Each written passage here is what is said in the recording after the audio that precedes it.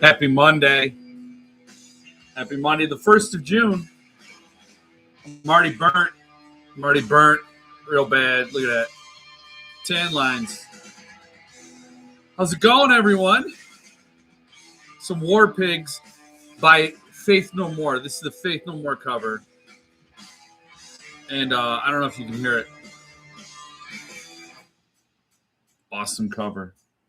I've grown to appreciate War Pigs more and more the older I get.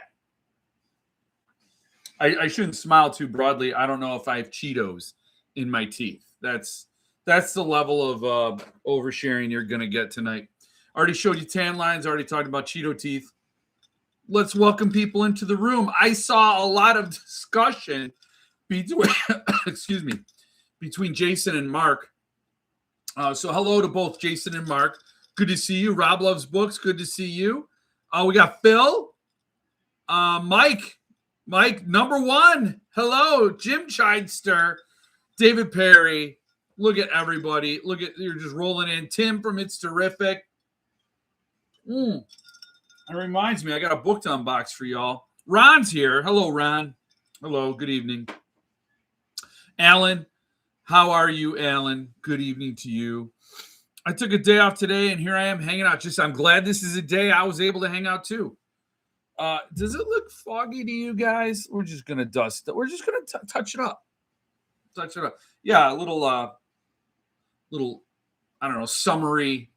This is a sundress. You can't see the bottom, but it's a sundress.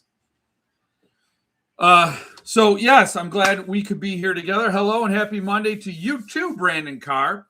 I saw what you were saying, Jason, about you're primed to be pissed off at Gauntlet, as you should be. Gauntlet doesn't even rank for a rant anymore.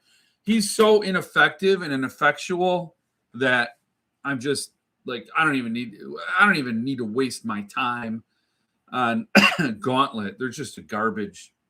But I know you're a Bradbury completist. You feel compelled. I understand this is the collector life. If we were Mandalorians, we'd be like, this is the way. You know, it's not cool. It's not fun. But this is the way. You complete the Bradbury. You got to complete the Bradbury. You got to follow Ray Bradbury wherever he pops up. And so, and I got a raspberry lemonade. Very, very pink tonight. No reason. And I know when I said that, it sounded like there was a reason. I just wasn't sharing it. But it's legitimately no reason. This show is just absolutely random. So good to see you all. I don't have anything to talk about with Gauntlet. And I mean, I would advise you and anyone else to stay away from Gauntlet. Just not worth it. And I mean, it's like, so you could turn it around on me and say, well, if Philip Fracassi published with Gauntlet, would you just sit it out? See, that's a tough one. But I could. You know why I could? Because I don't think his payday is tied to the sales of the books, right, with Gauntlet. I don't know how Barry does it. But if Philip's pay was tied to the sale of the book, I might be inclined. But with limited editions, it's not. I don't believe. I don't know if every independent small press publisher operates the same way. But I would think that you get paid and that's it. And then they sell their inventory and there's a limited number. So it's like, that's it. Books get closed. They close the books a lot faster. And those books are the accounting books. So no, I think I would pass on a Gauntlet for Fracassi. If we need to do this, if we need to do the smell test and see if I'm really sticking to that, and that I would pass on Gauntlet. So, but that's okay. I'm not judging you, Jason. Do it, but it's just gonna be painful. Like I wanted the Wayward Pine trilogy that when Gauntlet was doing it, I wanted it. I was like. I just recently discovered Blake Crouch. I read the trilogy. And I read Dark Matter, and I loved all of it. and I'm not that big on Blake Crouch anymore. I do have a few of his other titles, but I did want that. And I was so pissed off that the limited went to Gauntlet, or it, so that's all I'm saying. Like, I won't buy anything else from Cemetery Dance. He's that Dick Chiz is desperate. We're going to talk about that tomorrow. I don't know if you saw my newsletter, but I'm going live on Edward Lawrence E's. We call him E. So I struggle with Edward, but we go with E. We're going to be live tomorrow on E's channel. It's Edward Lorne on YouTube. I'm sure you all know who he is. And we're going to be dissecting and discussing the entire Cemetery Dance saga. And I don't know exactly how it's going to go, but we have a whole timeline and agenda to talk about these things. The chat's going to be open, so anybody else who wants to contribute can just pop in there and weigh in. But both E and I were both E and I. Now I'm telling you what vowels are. Both of us felt that enough was enough, and we should take emotion out of it and do like an analysis, an autopsy, while the victim's still alive, I guess. But just lay it all out there, talk about what we know. He's got a lot of inside information. I've heard some things I can't share publicly. So there's a lot. Edward Lawrence more in the writer community because he's a writer, so he's more in there. And so it'll be fun. 5:00 Eastern. There's no alcohol in here, so it sounds like I'm being very wine and cheese-ish or social, but it's really not. So who do we got? Let's see if other people have talked. At least you are completely color coordinated. Yes, I am. Hey, what's up, some random guy? Happy flip a coin day. It's been okay, I guess. It could go either way. That's No Country for Old Men, I think. Gauntlet charges more for shipping than Suntop. It puts the books in a tiny box with a plastic bag. Oh my God, like newspapers used to get delivered in. Wow, no cushion and no space. Usually dinged. Damn it, Tim. I mean, that's exactly why. Like, you're buying a promise, you're buying a thing that you think you're gonna want. Oh man, I'm sorry. I passed on a Gauntlet Pines trilogy, and given my love for those books, that says everything. Yeah, I was right there with you, Ron. I felt the same. Yeah, I was telling Mark how that happened to both of us. Ugh. Sorry, it looks like I'm echoing. No, that's fine. I mean, that's a great example because it was that trilogy would have been a hot title with any other publisher. Somebody else, like, we're doing Blake Crouch, doing the Wayward Pines trilogy. He used stock art for the covers for the dust jackets. It's just so bad. He is so awful. The paper quality. I mean, I could show you again my rusty. Oh my God, what the hell was? Oh my God, I gotta look now. Oh my God. Okay. Rusty Puppy, the Hap and Leonard book. I couldn't believe I couldn't remember the name. Rusty Puppy. I got that from Gauntlet. That was my first and last. Well, I don't think it was my first, but it was my last, like, done with them. Done. I got that. It was $175. Stock art. It wasn't even stock art. It was like, I don't know what he had. He had royalty-free garbage for the cover. And the paper was like, I've had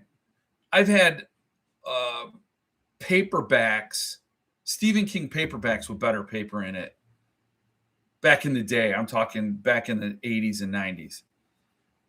I've had better paper in paperbacks than what came in my $175 Rusty Puppy. It was that was it. That's all I needed to see. It's signed by James Purefoy, who played Hap, I believe, in the short-lived TV series. So, I mean, that was kind of cool.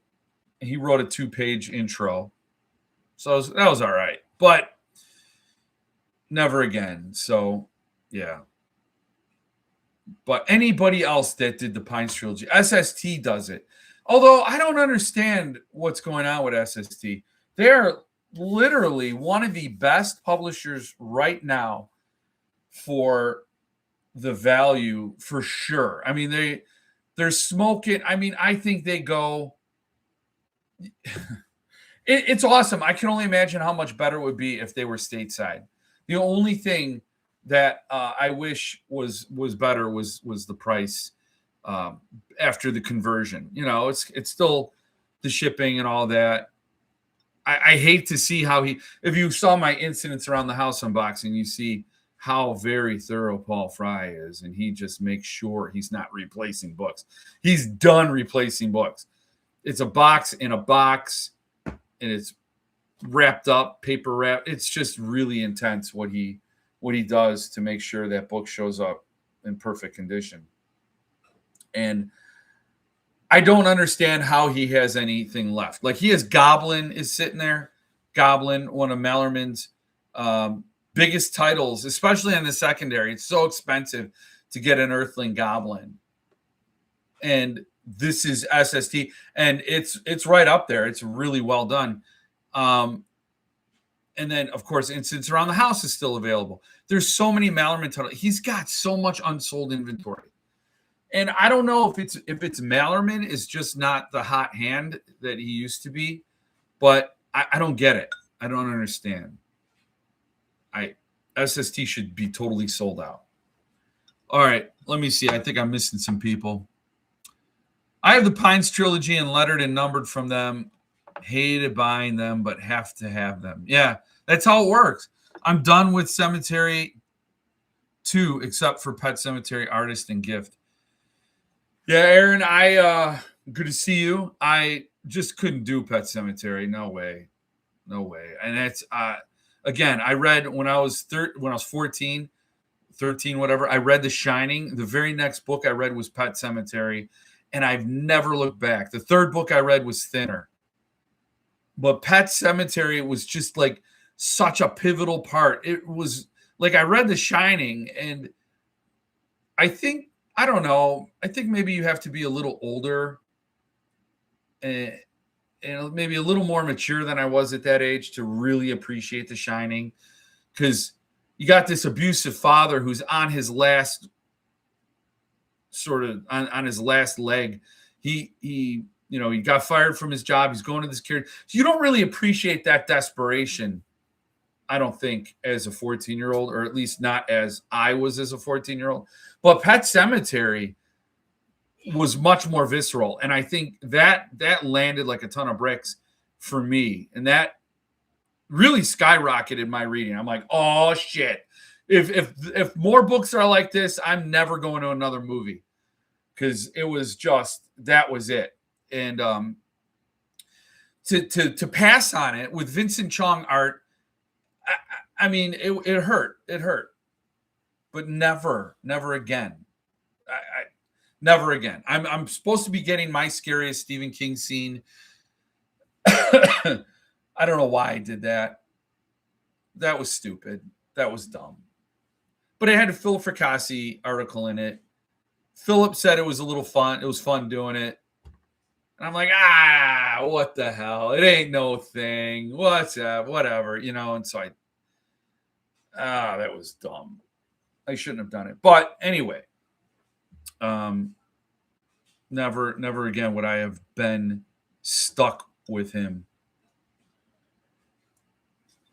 Jason Murphy, hi. I'll be dropping out at 9:30, but thought I would hang in. There you go. Pull up a chair. It's awesome. Hang out, man. I'll sell you the numbers set, Jeff. No.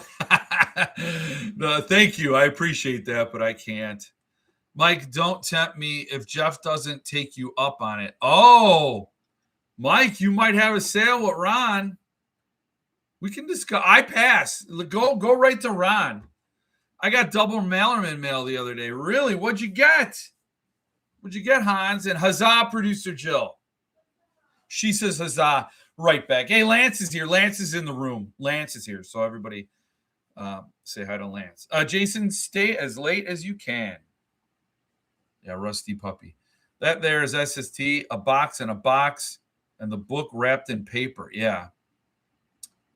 Gauntlet has a severe lack of competent copy editing, too. Yeah, they're almost as bad as Borderlands. Thomas Monteleone apparently doesn't know how to edit. He's this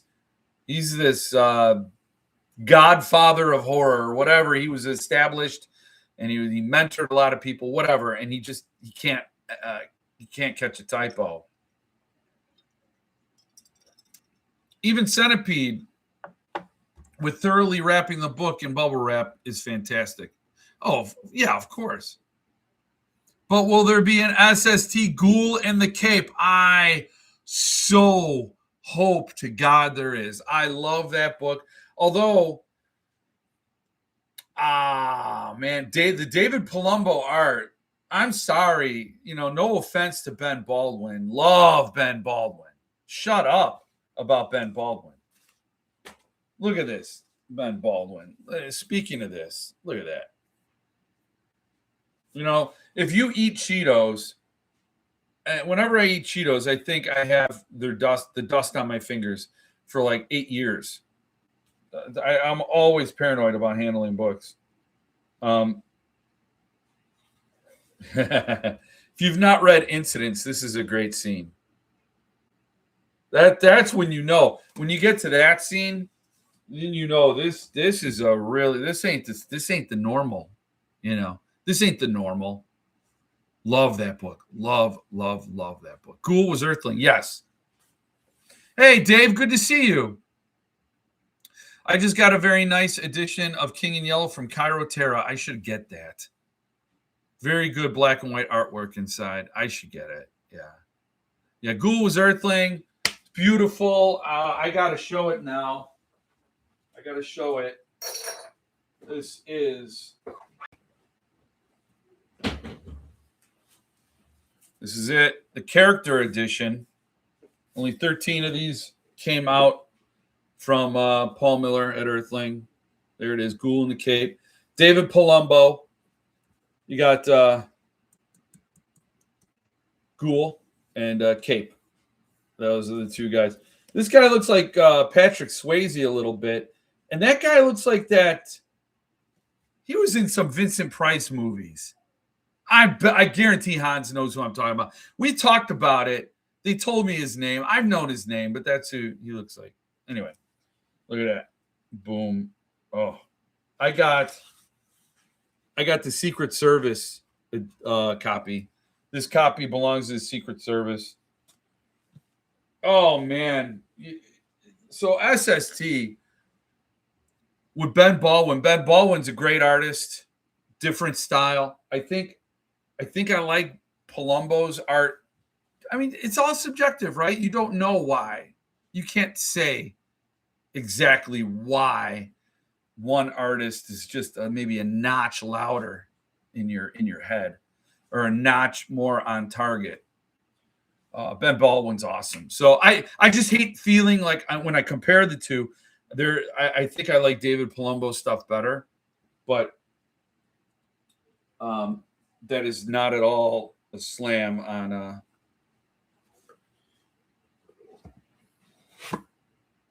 Ben Baldwin. So yeah, you gotta. Yeah, so you got to get Ghoul in the Cape if you've not read it. Still, it's awesome. It's awesome. It's a kind of a divisive book. I don't think everybody likes it, but I thought it was amazing, and I got like 4 copies of it. I got the ARC, the character edition, and then just 2 regular numbered editions. That's how I roll, I guess. Oh, Patty and Jason are here. How are you guys? Jason McDonald, Patty. Good evening. Running late. That's fine. It's all right. Run late.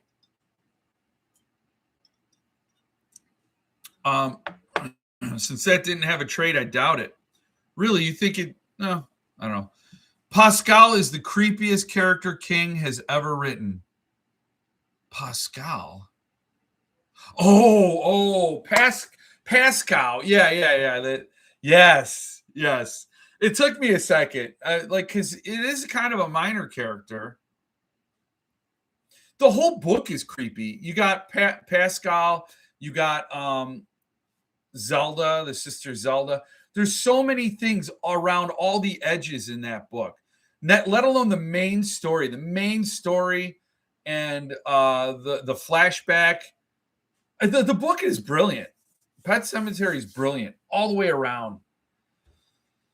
For me to and I don't have the PS Publishing edition, and I don't have, who else did it? Did Subpress do it? No. Wow, I'm blanking on my. I got to go back to school. I'm blanking on that stuff. I just didn't know. Folio did Pet Sematary. Yeah, they did. Yeah. So I don't have the Folio and I don't have the PS. I don't like the art in the folios. I think The Shining was okay. Misery was awful. I'm sorry. I thought Misery was awful. The art for that in the folio was bad. And so that's no big deal. I got the best one. I got one of the best ones. I got the Suntop gift edition, artist gift edition. Ghoul was only Earthling, but until there is a trade, I don't think SST will do it. But why would that matter? That intrigues me. Why would it matter? Wait, what did I miss? Because SST would have more incentive to do the book if it doesn't have a trade edition competing with it. So if everybody's like, hey, I just discovered Mallerman and I know he did a book called Ghoul in the Cape, I can't find it anywhere, and then SST comes along. But Ghoul in the Cape was not that popular with people. You had to just take it for what it is and understand that it's this big sort of thought experiment. Like I always call it the love letter to America, pleading for America to return to its better days, or at least get to a better place with how we are as a culture. I don't know. I loved it. Peter Lorre, yes, Hans, yes, Peter Lorre, yes, that's exactly who. I knew you would know. Mark Kennefic also got it. Yep. Awesome. I got incidents and an arc for watching Evil Dead. Oh, my second arc for that title. Damn, that's all very cool. It's all very cool. I'm glad. Happy to hear it. Barry Hoffman is a publisher for Gauntlet. Thomas Monteleone is a publisher of Borderlands. You were confused. Oh, did I? Well, I said Thomas Monteleone. I knew he was Borderlands and his typos. I was actually comparing the two, but if I conflated them, yes, Hans is correct. I didn't realize I did that. Thomas Monteleone has never caught a typo coming out of Borderlands ever. They're riddled with them. And he used to be this big author that mentored people in horror. I don't know. In fact, one person who was so heartbroken over Cemetery Dance magazine folding up said he used to love, and a few people have mentioned how they used to love reading Thomas Monteleone's article. How somebody could have fallen. I mean, just look at Chismar, but how do people do that? Just shit all over their own legacies. You carefully built it and earned your accolades, and then you just torch it. It just seems so stupid. I'm seeing ads tonight. I I shut off ads. Oh, those bastards. If I see them pop up, I'll just have to hit them. Wow. Thank you for telling me. Anybody ever you guys got to tell me if you see ads pop up. Now I'm just going to focus like a border collie on the borders of the frame of the video. So stupid. I have another character edition of Ghoul. My character is the Naught. Yes. And I got Dave Palumbo to remark. Oh, you want to see the remark? You know damn well I do. Greetings. Hey, this Stephen Wayne Elson Jr. is here. Hello. Only here to say hi, and I return next week. Enjoy your vacation. I'm glad you stopped in to wave at the peasants. Pet Sematary was pre-ordered ages ago, and his CD only does store credit on cancellations. I just figured I'd stick with it. Yeah, that's the way to go, Aaron, because you're just going to be, your money's just going to be locked up with them anyway. Might as well get the book. It's book or bankruptcy. Book or bust. And I think you're on there for the ride. So, yeah, I didn't cancel my edition of The Stand. But by that point, I was like, no way. I waited since 2018, and I think they started teasing us or giving me opportunities to order Pet Sematary and like 2021, 22 or whatever. And I'm like, kiss my ass. At that point, I saw enough, so I just walked away. But yeah, you're on the hook, but that's okay. Definitely in King's top 5 for sure. PS Publishing, yeah. I bought Folio's Misery because I missed out on Sun Tups. Not comparable. No, they're not. But yeah, I mean, if you wanted a nice hardcover of a book with art, I just thought the art was such a turnoff for me. Don't you think Earthling owns the signed limited rights? Not in the UK. You have limited rights in the States and limited rights in the UK. And I don't know how that would work because Josh Mallerman, you're right, it wasn't a trade book. So Josh Mallerman has the rights probably to the UK edition. He could sell the rights to Paul Fry. I don't know because Del Rey didn't do it. Del Rey didn't do Ghoul in the Cape. So I don't know who would negotiate rights with UK. But yeah, you could do. In fact, that's what happened with all these editions of Third Rule of Time Travel or Autumn Springs. You have Broken Binding, you have Twisted Retreat, and then you have the trade edition. Then you still had. So I don't know how that works because there's the Broken Binding edition. Well, that's UK, and then Twisted Retreat. But then there's also the Earthling coming out. So that's 2 U.S. special editions, even though Earthling's going to be far superior. Philip could explain it. But, you could have a UK edition, special edition, and a U.S. edition as totally separate things.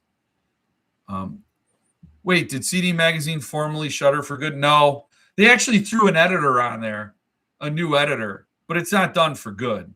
Mitch is here. Hello, Mitch. Boop. Yep.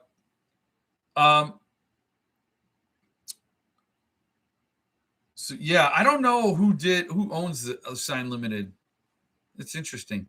Not a well-known title. Mallerman is having a hard time selling at SST, but who knows? I know it just doesn't make sense.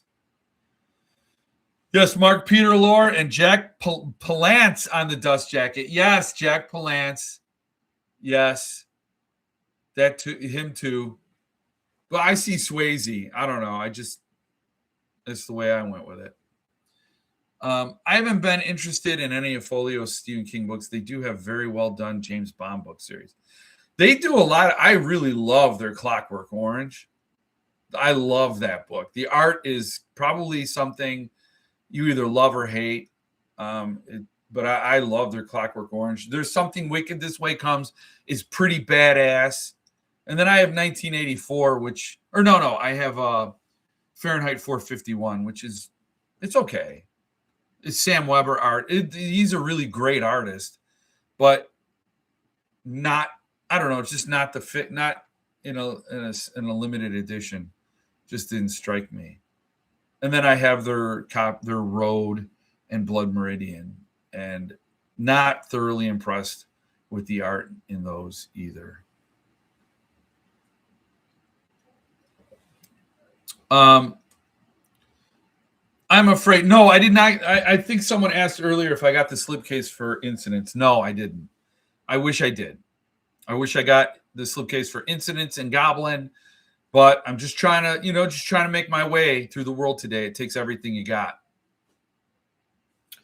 And I kind of just held out. So the book's important. Is vital, actually. I'm afraid Earthling will do Carpenter's Farm at the time. I cannot financially afford it. Yeah, I would have to do it anyway. Well, John, why would you not be able to financially afford a Carpenter's Farm, John? No, I'm glad you're here, by the way. Stephen Wayne Elson Jr., I'm on vacation and I'm here. Yeah, it's funny. Just got a Folio Society ad, really. So they're not giving me any warning. I shut ads off. I'm not getting any warning that ads are coming up. They just decided, screw that guy. We're going to do ads anyway. This is I'll have to talk to the manager. I'll have to talk to my boss. CD was just advertising Pet Cemetery in a recent email. Really? I think it's Steve Forrest, not Jack Palance. I see Peter Lauren Hasselhoff. Hasselhoff has the cape. Oh, that's funny.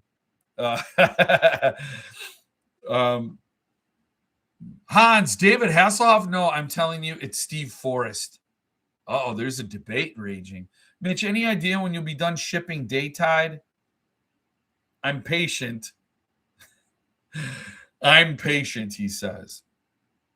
I'm almost done. Got displaced from my house for a couple of weeks, so I have to go back and forth a lot, hoping to have. What the hell? Oh, wait. Were you? What happened? Having some home issues that came up. We had to get out kind of quickly. Oh, Mitch, I'm sorry to hear that. I saw you doing some press for StokerCon. I don't know why you guys are getting ads. Honestly, they're going behind my back. I click a thing saying no ads. If you're getting ads, that is against my wishes. I'm sorry, Mitch. I hate to hear that. 451 art is better than most other folio books. Maybe. I think so. I'm not getting any ads. Damn. I'm sorry. I'm sorry, Mitch. That bums me out big time. Folio's Bradbury books are awesome. I also like their Howl's Moving Castle. Really, we just saw Castle in the Sky, or the Castle. What was it? The Castle in the Air. Castle in the Sky. We just watched it. It was interesting. I'll just say it was interesting. The Master and Margarita is another good folio book. I would get that. I might get that. I don't know. I might get it. Silly Jeff, thinking you have any control over this channel. This is Google YouTube's channel. You're just their dancing monkey. That is 100% correct. You don't own shit. Yeah, you're right. Mitch, thanks for getting my shipment out despite your house issue. Seriously, though, hope all is well. Howl's Moving Castle. No, there was another one. The Castle in the Sky was apparently a prequel. Or Howl's Moving Castle was a prequel to Castle in the Sky. And the Castle in the Sky was done a lot earlier than Howl's Moving. Whatever. Yeah, it was an expensive bummer, but it's all good getting it sorted. But it sucks because I haven't had all my packing stuff and Daytide books on hand, currently staying with my parents. Oh, damn. I went through it too, and I hope, and you'll go through it, and it sucks, but you'll have a story to tell later. You'll laugh about it later on. You know you will. You'll laugh about it. You'll probably get the giggles. Yeah, sorry though. Sorry, that does suck, man. Taps Mike, is this thing even work? What? Why did I miss you? Where are you? Where are you, Max Walnut? You can see I'm bouncing all over the place. Wait, I see Peter Lauren Hasselhoff as the cape. Now we're gonna have to go through this and figure out what I'm missing. That I saw that. That's the last thing I saw from you, Hans. Hans, I think Jeff reads chat on top messages. Oh, ooh, live chat. Okay. What did I miss? So I'm going back. That's a good call out. All right, that's a good call out. Because I don't think I just switched it up. It's some way it's a top chat. So you're right. What am I missing though? I still haven't seen anything. I see Peter Lore. That's all. That's the last message I saw from you, Hans. I'm not dodging you, dude. I would like to read your contribution. And in fact, I have a question for people. House of Many Ways is the third book in the series. Strange. Haven't read that one or Castle in the Air yet. Is that why Jeff is always so late to read our reply? That could be it. I just switched it up. So let me see if that straightens anything out. Oh, Hans, you did send a photo. Oh, yes. Oh, hold on. So Hans, more ads. This is a circus. This is seriously a circus. Let me see. I gotta shut off that one chat that's going on. Yeah, you want to see this? Here, I gotta move it over. This is Hans's. More ads. Google, YouTube might have filtered you out, Hans. I didn't see your messages either. Damn, I sent a picture to Jeff via Facebook. Yeah, I'm going to show it right now. Here it is. Go. This is the book. This is Peter Lore and Patrick Swayze, Jack Palance, and whoever else was mentioned. I forget all the names. Ghoul in the Cape, property of Ghost Star, who needs no introduction. The Naught. He calls it Ghost Star here. Curiously, it is number 6 of 13. And that is a badass remark. There's the Naught. The Naught's going to chew you up and spit you out. I see Burgess Meredith. Oh, look at that. Look at that. Burgess Meredith. That's a new one. Get up, you bum. Get back in there, you son of a bitch. Mickey loves you. That's a bad. Whatever. Whatever. It's the show. It's the show I do. In my pink shirt with my pink skin. Look at that. Look at that. Oh, I'm so burned. Apologies, kids. Hey, let's check in with the Magic Duck Bucket. The Magic Duck Bucket is doing this under protest because he doesn't give a shit about Guinness. Everybody buy a chapbook off of Mitch, man. He's going through some shit. Buy a chapbook off of Mitch. Very cool remark. Did I put it up there long enough? I feel bad. We'll go back to it. That's all. That's it.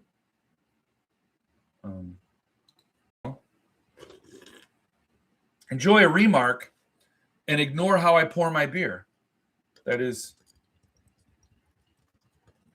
a thing I do. Oh, I also learned there are markers I could put down during my live so I could flag particularly good moments. So I flagged that as a good moment because I said it was a good moment. So it's very cool remark. Yeah, that is awesome. Mark, yeah, it sucks, but it could have been worse. That's a great attitude to have. That's a great attitude. Have that attitude. I will email Palumbo and make him admit the cape is designed after star of Baywatch, Sir David Hasselhoff, the Knight Rider, the OG. Now, Hans, was he knighted? I know he's huge in Germany. Like, Get in My Car. Have you seen Get in My Car? Is it worth getting this channel demonetized to play Get in My Car? I mean, you guys have got to have seen Hasselhoff.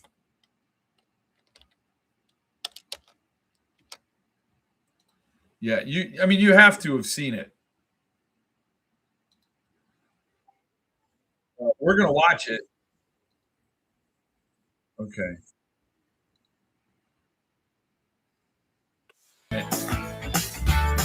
Gonna get through these ads. Any more of that legally, because then I'm like an accomplice. So I mean, I don't know. The laws being what they are, you got jump in my car. So I don't think he was knighted, but he was the Knight Rider. So there's a little bit of leeway there where maybe he wasn't knighted, but he was Knight Rider. And there are many people that were knighted. Many. Sir Ian McKellen, right? Am I saying his name right? Was knighted, Sir Elton John, many. Only one Knight Rider. Only one Knight Rider. Very excited to go to Stoker and be one and tie one on with Philip. Oh, look at the alcoholism. Well, I'm very jealous. I wish I could go to Pittsburgh. Have one for me as well. David asked you to have one for him. So now I'm saying you have one for me. Was he knighted? Yes, the Knight Rider. How dare you? Wish I was going, Mitch. But we live, but we will be there Saturday to see you guys from lunch. Nice.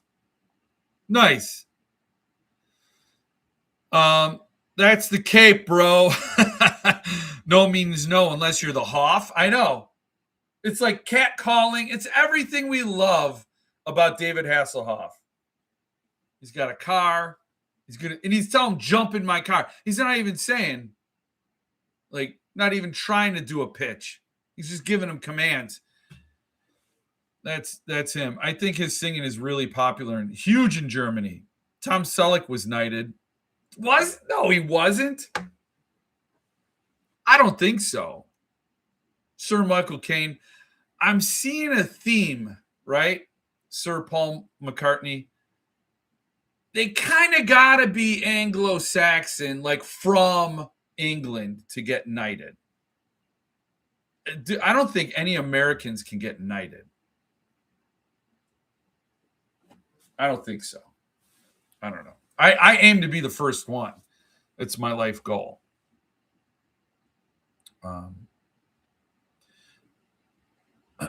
I just got a page to rate my ad experience on YouTube. I gave it an awful review.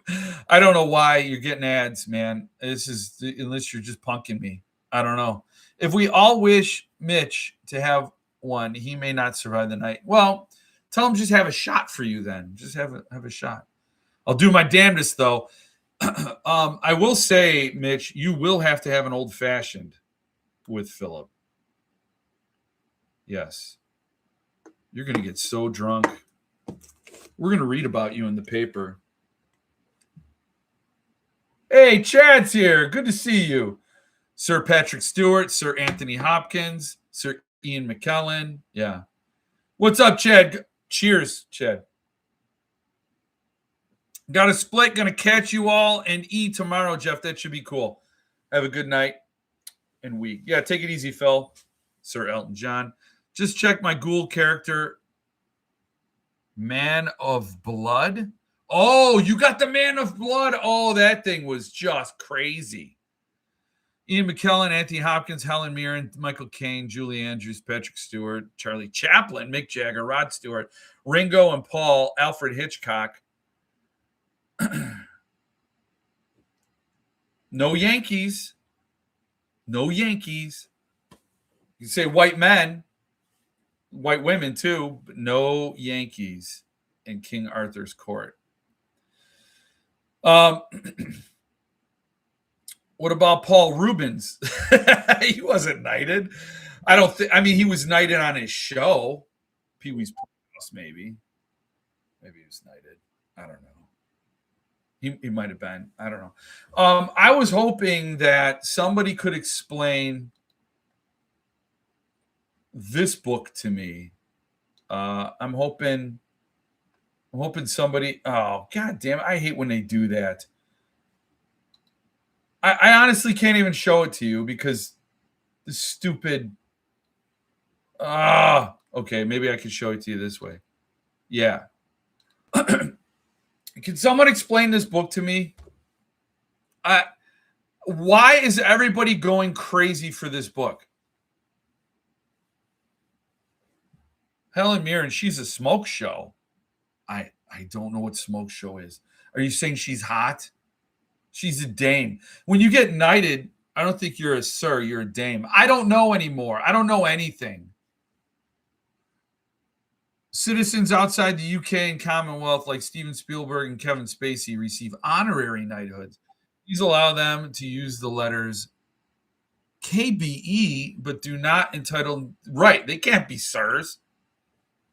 She's a smoke show. Is that something I could say? Like, I can't imagine I could tell that to a woman. You are a smoke show. I mean, I could see calling somebody a shit show. You are a shit show. This whole place is a shit show. But a smoke show? That is really a very cool and intriguing thing to call someone. I don't know if you're fire, but honey, you are a smoke show. I mean, are there different colors smoke coming? Like there's a show element. So I'm assuming the smoke is behaving in a certain way that makes it very entertaining. But anyway, can someone explain this book to me? I need it to be explained why everybody is going crazy. Can't be a sir or dame unless you're in the United Kingdom. Hey, Chad, currently reading Cannibal Creator. Love that book. Love, love, love, love. I can't, never read it. I DNF'd Lonesome Dove. Damn. Have fun, David. Hope you like that book more than I do. Oh, that is Smoke Show. Welcome to the Helen Mirren Smoke Show. I've heard that term a million times. Ignore Jeff. Really? Jill. She's not going to help. I really enjoyed Cannibal Creator. I did too. I liked it. I thought they had a smoke show when a new pope was selected. Yes, they do a smoke show when they've selected a new pope. Because Lonesome Dove is not just a great book. It's also a fantastic televised TV series. Well, I was supposed to have a read-along with Chad Lutsky for this book. I don't know if you still want to do a buddy read, but I'm getting this book in August, and I want to know why I'm getting it. Why is this book on their horror or on their fantasy subscription? How is this a fantasy? So many people wanted this from Suntup. So many people are dying for this book. I don't know why. I mean, it's not that I don't know why people want this book. I'm sure it's a great book. But why do people in our community, the horror community, the sci-fi fantasy, the genre readers, huh? I forgot why I called you. Wait, have you ever heard the term smoke show? No. Mark heard it a million times. RA used it. She said Helen Mirren is a smoke show. And I'm like lost. I feel like I'm in a wrong timeline. Like I woke up here. It's my first day in your universe. I don't know why everybody loves Lonesome Dove, and I don't know what smoke shows are. I like the phrase. Don't no, I'm not. I like the phrase. It's fun. So I assume that means she's hot. And I'm not. That's YouTube gods. It's not me saying that Helen Mirren is hot. Nobody put that on me. I'm saying that what it sounds like a viewer said. So no, don't unless you want to make it go viral. You know what? I'm gonna hit that's a moment too. That's a moment. I'm it's really not a moment if you're saying it's a moment, but we live in a fabricated world anyway. It's a simulation. Um because Lonesome Dove, oh yeah, that you said that. Okay. However, Larry McMurtry is so amazing and so many of his books have been made into amazing films, including Terms of Endearment, The Last Picture Show, Texasville, and he wrote the script for Brokeback Mountain. I know. I looked at his LinkedIn. I looked at his Wikipedia, and I saw all the stuff he's done. Terms of Endearment. So, like, Lonesome Dove sounds like a Western that wants to be on the Lifetime channel. And all the people were frothing for this book. So I have very high expectations. It was like one of the most requested books from Paul Suntop. I ordered Dove because so many call it brilliant, the great American novel, but I've failed twice. I'm hoping this deluxe edition will make it such a wonderful experience that I'll finally finish it. See, I've never even attempted once. This sounds like it's two guys herding cattle and they discover about the true magic of friendship. I don't know. It's like do they kill somebody and now they're bounded now they're bonded by murder? Like what are they running from a dark past where they just like murdered everybody in a whole town or something? Is it the judge and the kid? Like I don't know why so many people made me care about this book. But it sounds like if it's a DNF, and Ron, if it's a third time DNF, you could sell this book. You could sell this book. Yes, I think so. Read it, Lonesome Dove. It has horror in it. I'm ready when you are, Jeff. Give me some warning before we start. Yes, of course. You're probably going to get 8 years of warning from me. So on top, I'm surprised Paul never published We by Yevgeny Zamyatin. Huh. Is Suntop doing Lonesome Dove? I'm so out of loop. No. The broken binding version looks nice. Very excited for it. No. I don't know if Paul Suntop is or is not doing Lonesome Dove. I don't know. I don't know why you guys are getting ads. It's a dude book, and I just didn't get it. Maybe the frothers are maybe the what? Frothers are nostalgic. The miniseries was huge back in the day. Yeah, I knew about the I don't know. The words miniseries never really got me excited. If a book was made into a miniseries, I mean, it was made into a miniseries, and then The Stand was made into 2 miniseries. So yeah, I mean, I'm just gonna leave. The Shining was a miniseries with the guy from Wings. I've read all 4 Lonesome Dove books. There are stories on top of stories. There are great villains. Blue Duck, a Comanche half-breed kicked out of the Comanche tribe. Wow. So excited for Lonesome Dove. Hey, Blue, good to see you. Yes. Well, I mean, this all makes me happy. It still just feels like we have these genres that we love. They're beloved. We have our authors. We have our favorite trilogies. We have our favorite, standalone novels, our favorite scenes, and all these things. And it seems like Lonesome Dove is like over here outside these circles around our genre. We got horror, sci-fi, fantasy, and then over here is Lonesome Dove in like the Western category. Who is that big? Who is the big Western author? Louis L'Amour. So, Lonesome Dove's over there hanging out with Louis L'Amour. Joe Lansdale's in our circle, and he writes Westerns, Paradise Sky, The Thicket. But they're dripping with blood. It's like, oh, that's just brutal. So it's okay. You got Blood Meridian in our circle too, because Jesus, that's violent, But over there, you got Lonesome Dove, and for some reason, we're like, oh, you can come in. You taught us about friendship.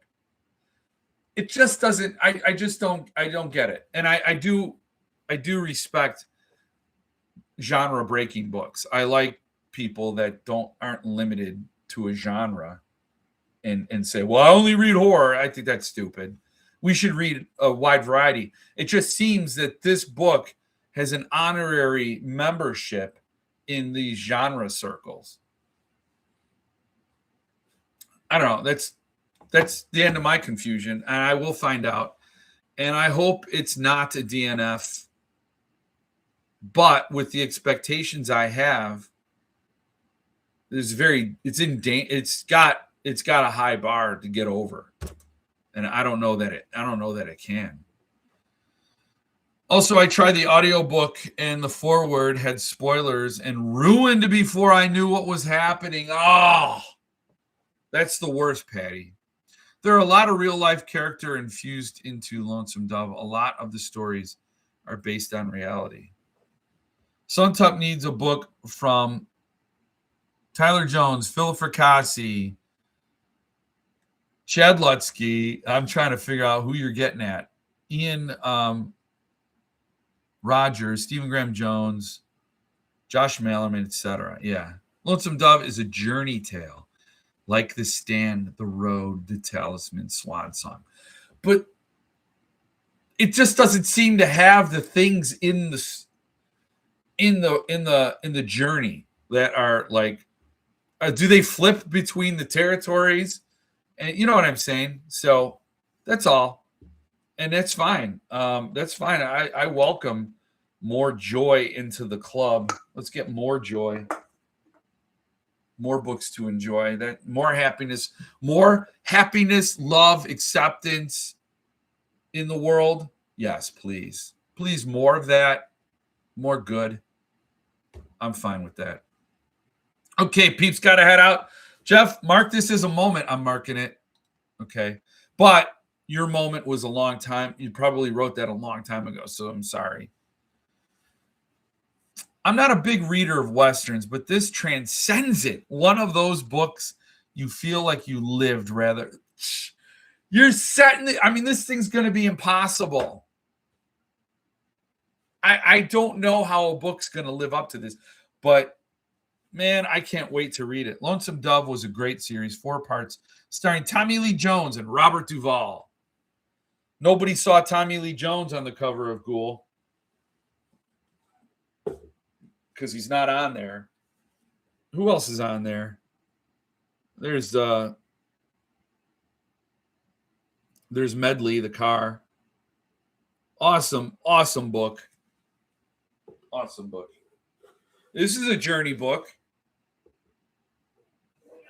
It's a journey book.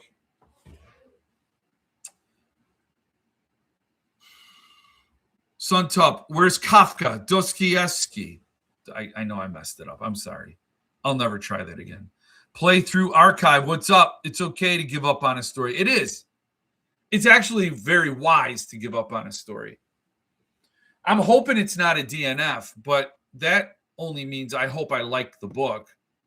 I will DNF it if I don't. I've DNF'd a lot of books lately. The older you get, the more you DNF. And no book, a lot of people think they're going to hold out. Does it get better? Well, if you don't click with it, it's never going to get better for you. Because if what author is allowed to get 50 pages before they really get good? None. No, that's bullshit. It's my understanding you got to get people hooked on that first page. You got to be really into it. And so you would think an author would put all that energy up front. There's slow burns. Sure, I like a good slow burn story. It doesn't mean it has to be like the first sentence doesn't have to be like, and when the knife came out, it took his eye with it. Okay, well, I don't need to get right into the gore or the heavy duty twisted action right away. Like we got to work up. I got to care about whose eye that is. Why, why would I care? Oh, that's a weird sentence. Big deal. There's no emotion invested yet. So, yes, I think that slow burns are acceptable, but it has to be you have to have substance up until that escalation. So, yeah. You try to compare Lonesome Dove to Blood Meridian and think of it like this. The heroes of Lonesome Dove experienced Blood Meridian and refused to let that change them. They remain heroes. Well, I think that's cool. I think that's a good way to look at it. Yeah, forwards suck sometimes. Talking about No Country for Old Men. I don't know. I was talking about Blood Meridian, I think. I try to skip forwards, but I screwed up and listened to this one. I don't ever listen to forwards, introductions, nothing. I absolutely skip them. Even if they don't say what the story is about, they flavor what they'll be like, what you are about to read has been the most blood-curdling story I've read in the last 20 years. Oh, shit. Like from an author who wanted to go on the record and write that as the introduction. So you're like, damn, okay. Or, they'll say like, I love this horror story, but what I was shocked with was how it made me cry in certain parts. And then you're like, okay, well, now I'm going to be expecting that. And it's sort of like it overshadows. Oh, when are those crying parts? When are the ones that tug on your heartstrings? You don't even need to know like anything, how somebody else reacted to a book, even if they don't give a spoiler, a plot detail. It still flavors like, oh, I'm supposed to react to the book this way. And then you just wonder when that shoe drops. Is this when this didn't seem very sad. Not sure how much sway he'd actually have, but maybe some of the draw is from when Mallerman read Lonesome Dove a few years ago and kind of journaled his experience on Facebook, calling it one of his favorites ever. Oh, really? It just seemed, yeah, I think I saw that actually. Now I kind of recall it. But it seemed to be a lot of people in the Suntup group were, when the surveys went out, it was like the number one request. And this is like going back to like 2020, 2019. Like a lot of people were really clamoring for that title. And then for Broken Binding to do it. And then they put it in their fantasy vertical. It just seems weird. The only Western I ever read was Shane when I was about 9. Shane. Stephen King's dog, Molly the Thing of Evil, replaced Tabitha King's dog that died, named McMurdy, after guess who? Really? Huh. Sounds like a great opening line. I don't think I would do an opening line with that. I don't know.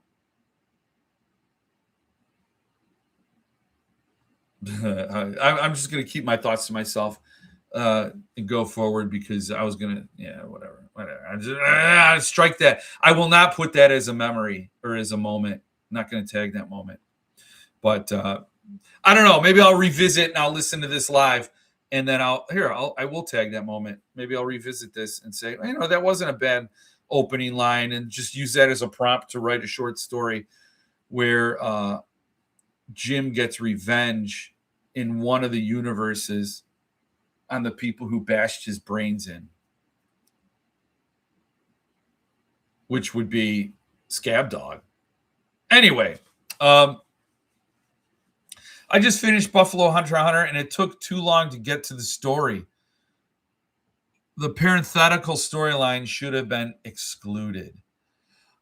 So what you're talking about, the framing device, are you talking about the woman, the academic who gets her great-grandfather's journal? Is that this, it's a framing story.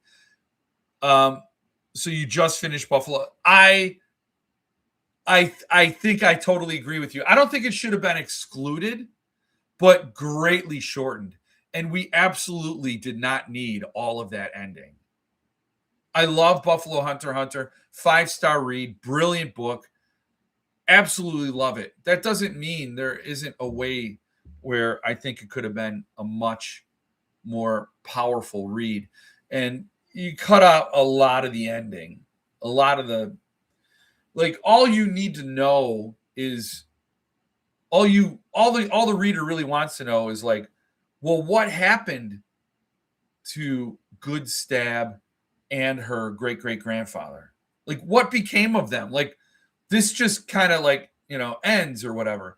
You want to know what that epilogue is, and it would just be an epilogue. It could be a 4-page epilogue where she goes to visit one of the places in the book. I don't remember exactly what she was doing at the end, but and then there's that, a one of the scenes, but not the whole thing. So yeah, I agree with you, RA.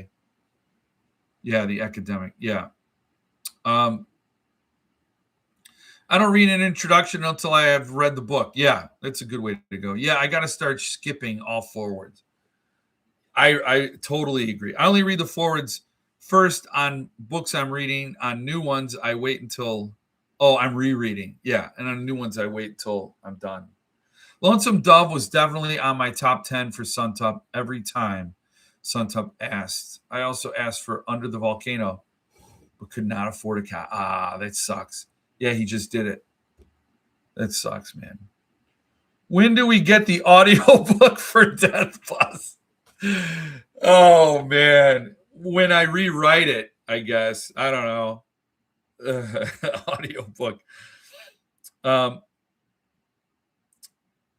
Lonesome Dove's author son, James, is an excellent singer-songwriter. His song, Choctaw Bingo, is like a novel all its own. Yeah, that's awesome. That's cool.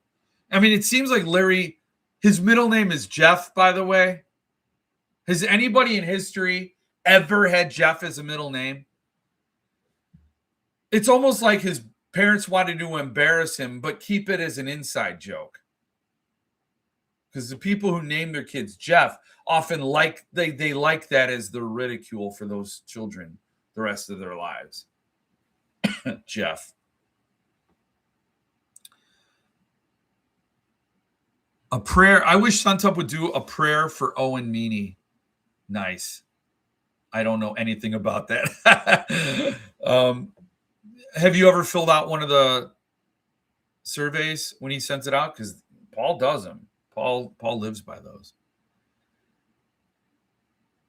Death Bus 2, the journey continues. Yeah.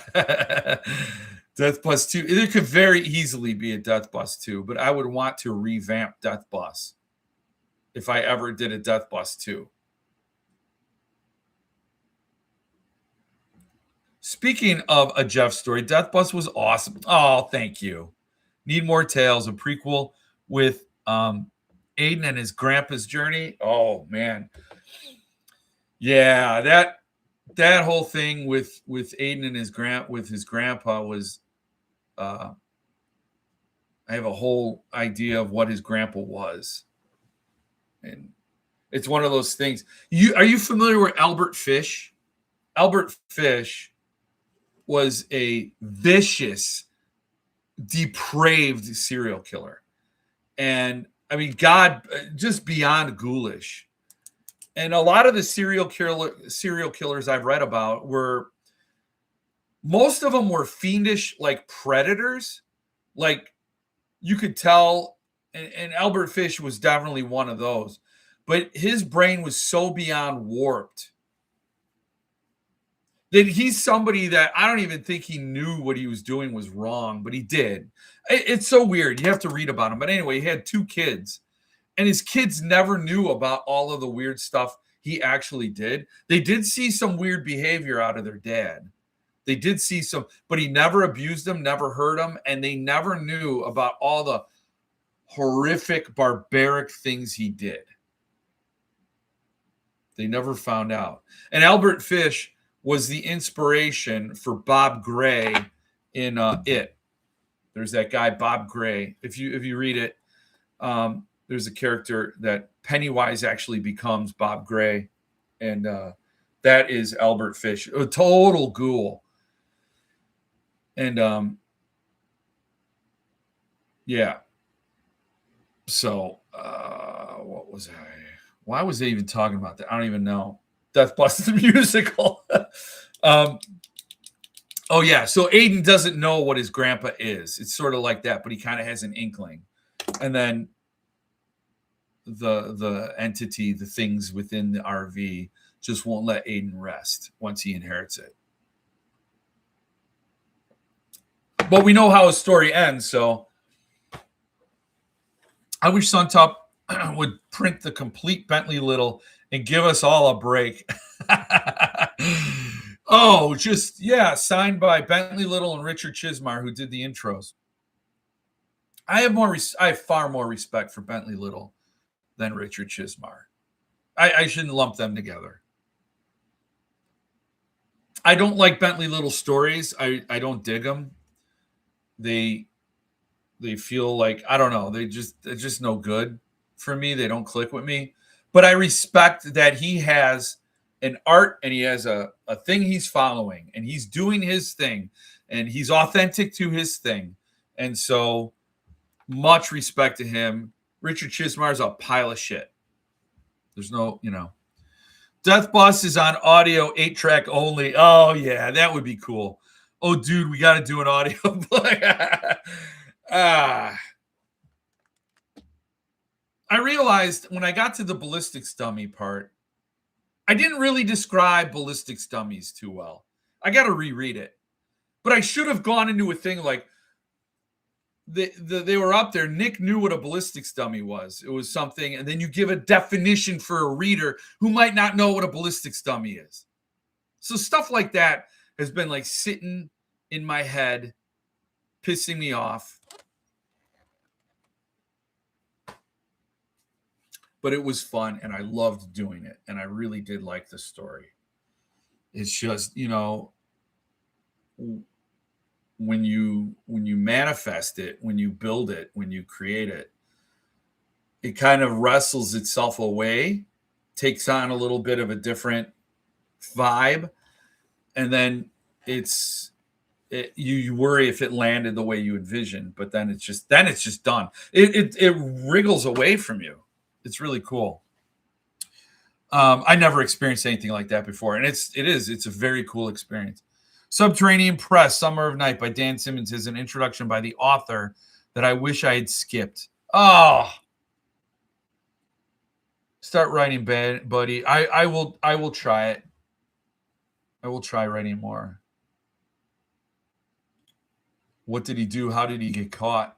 He never got caught. That's the thing. Needles. Wait, what did you say?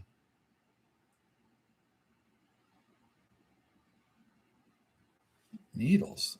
I don't know what you're clarifying, Hans.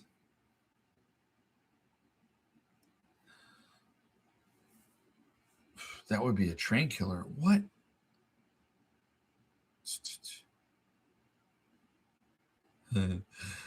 I mean, I would think that would be cool to do an 8-track audio. That'd be very gimmicky, very cool. Tagline, coming soon to Rapture Publishing, reads Death Bus. Mitch reads Death Bus. Mitch would do a great job. He'd nail it. He wrote a letter to the parents of the girl he killed, describing, and good old-fashioned police work led to him. Oh, Albert Fish. Yes, I thought you were talking about Aiden's grandpa. Yes, he got caught. Here's the thing. he unalived. I don't know what I can say on YouTube. He unalived a 9-year-old girl, and then he consumed her in a pot of stew over a course of several days. And then he wrote a letter to the mother telling her exactly what he did. There's more stuff that I'm not even saying because I'm hello, YouTube. And besides, in polite society, I wouldn't even want to repeat the disgusting things he did. But he wrote a letter to the mom telling her everything and why he did it. And the mom was illiterate, so she couldn't read it. So she handed it to her son, or I forgot, she handed it to somebody to read it for her. And he spared her the graphic detail that Albert Fish went into. And then he was found guilty, and then he was sentenced to death by electrocution. And they put him in the chair, and he shorted it out because he liked to cause himself pain.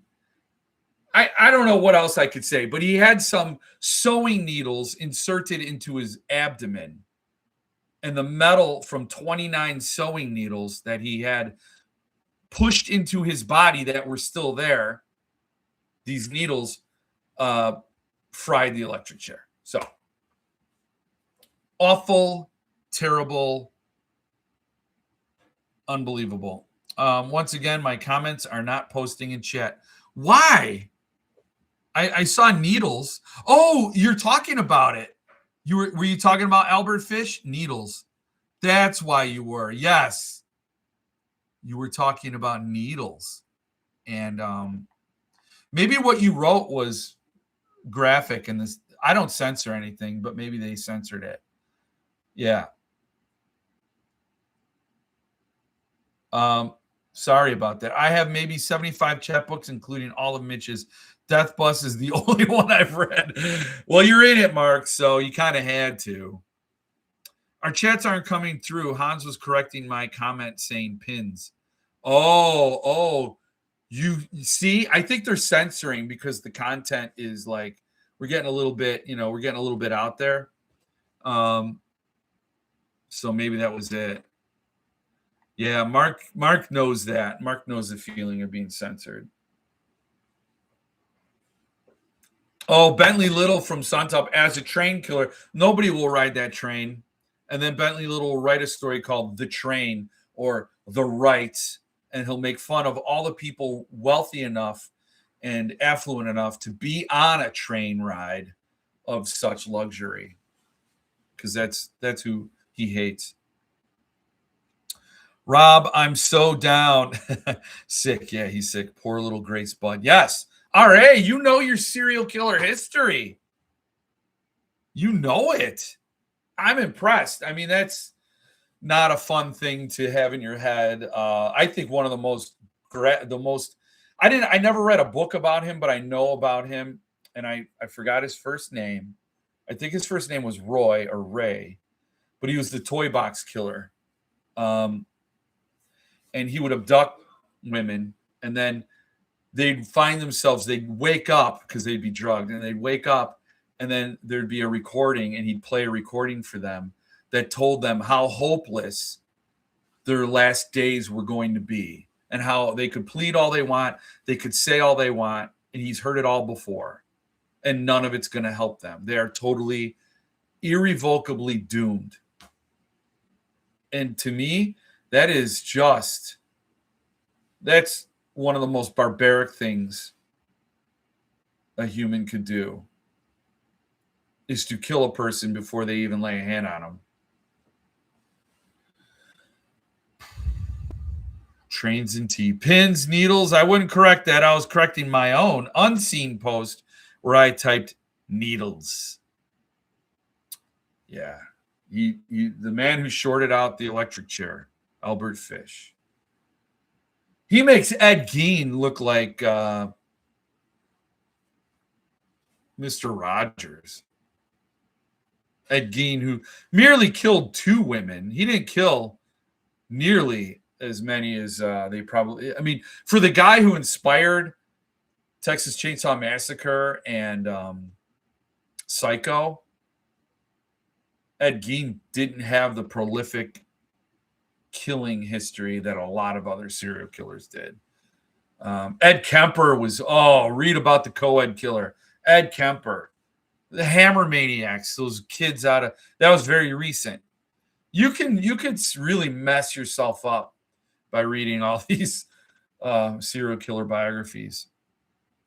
Funny how we all know all about Albert Fish.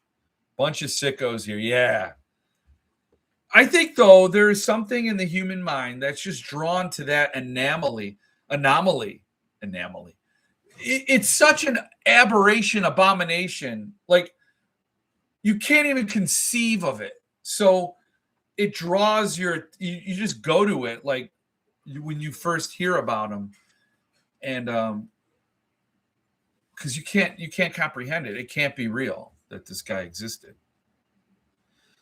I would love to be trapped in a room with someone like that to balance the scales. Uh-oh. Now we got Liam Neeson here. He's gonna avenge.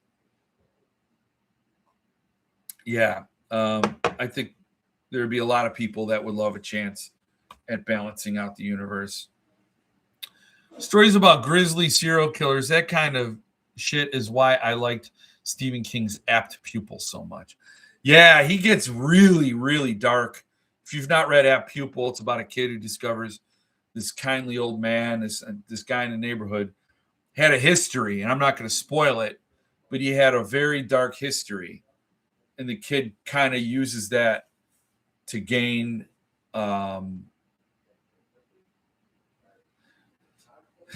you think people blackmail for different reasons, but this kid, it's interesting. You got to read Apt Pupil. Brilliant story. I don't want to spoil anything. A history. What are you correcting, David? Everybody's comments are getting slammed tonight. Ads, missing comments. Sorry about that, but you said a history. Oh, you're not correcting anything. You're just saying a history. Yeah, he had a history. Yes, I see what you're saying. Yes. It takes me a minute. I'm slow on the uptake. What else did I have to talk about tonight?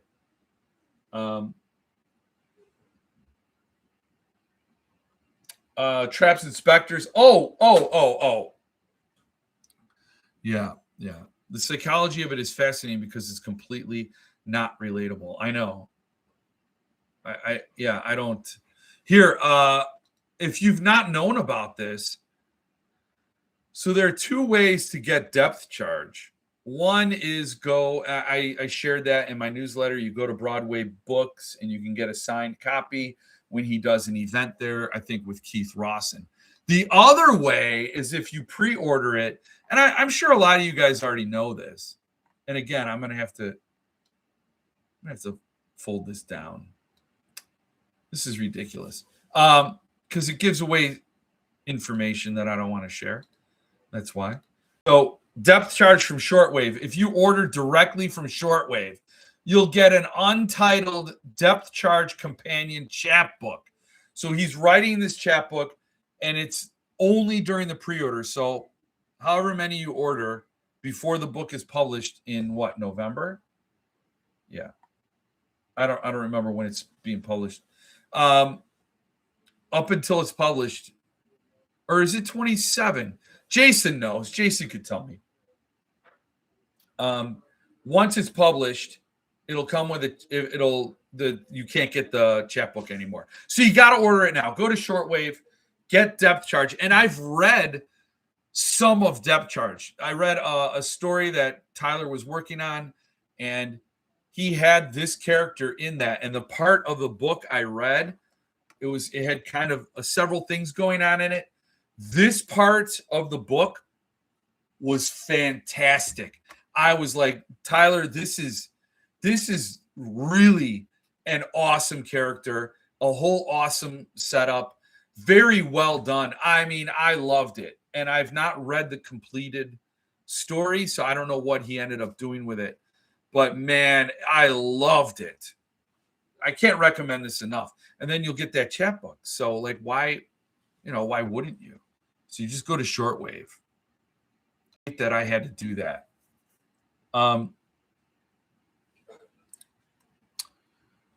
I watched a really fascinating YouTube video about why there was such an influx of serial killers in the 70s and 80s, but you don't see near as much now in the same way. And the theory was that it was tied to lead exposure. Wow, that is really interesting. Nowadays, there was mass murders, but not near as many serial killers in that way. Really, oh, that is interesting. Lead exposure made them some twisted freaks. Wow. Thanks for sharing that, Mitch. That is really wild. App Pupil, now that needs its own limited. And this time, go for it with them illustrations. Oh, I don't know if what you're talking about they would allow. Mitch, I would partially credit the Facebook Behavioral Science Division for catching so many serials now. Maybe. And I also think there's a lot of isolation now. I don't know if serial killers get the same opportunity that they did before. People are very isolated, and there's more and more isolation. So, although that's what serial killers prey on, the people that are off.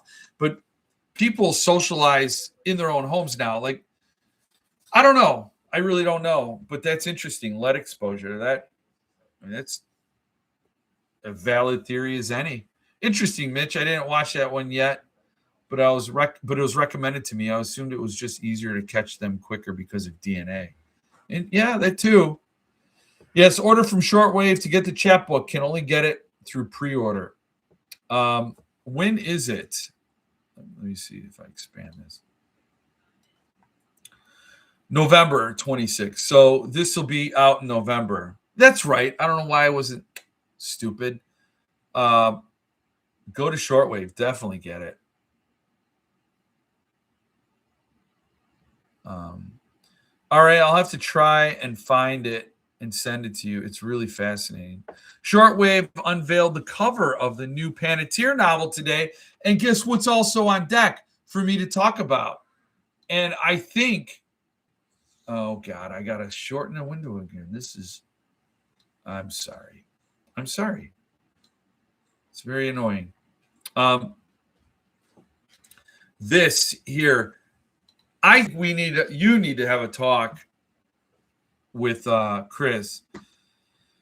He's got a thing with dying by fire, okay? And I don't know if that needs to be said. I don't know. You know, he's got a thing with fire. Now that I think about Death on the Swayback, Daytide, and then this book, which may or may not contain a person dying by fire. Kill me with fire.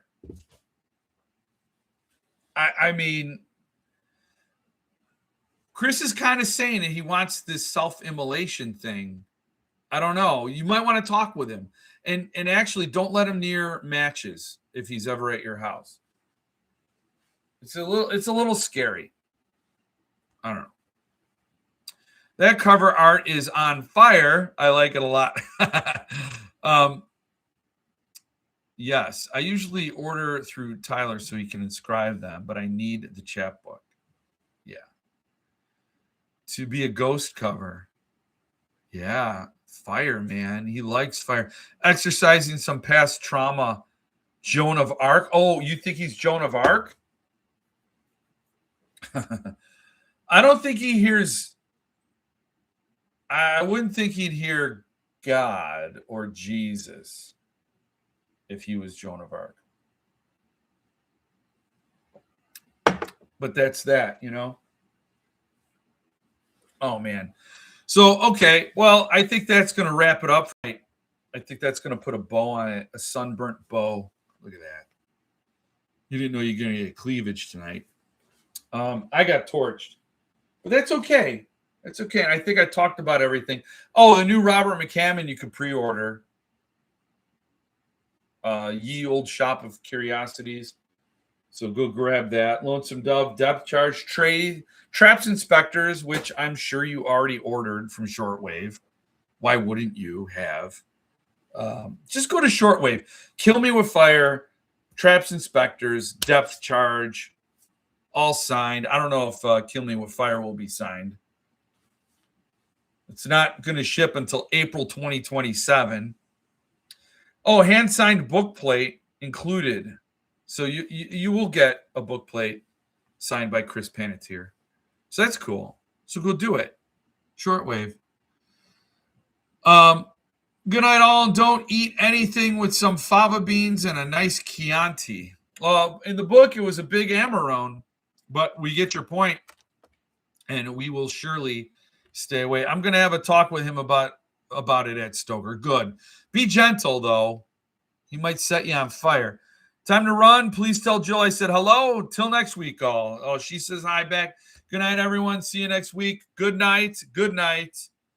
And stay frosty and be good to each other. And oh my God, we need more happy. Be happy, more happy. Order all the happy.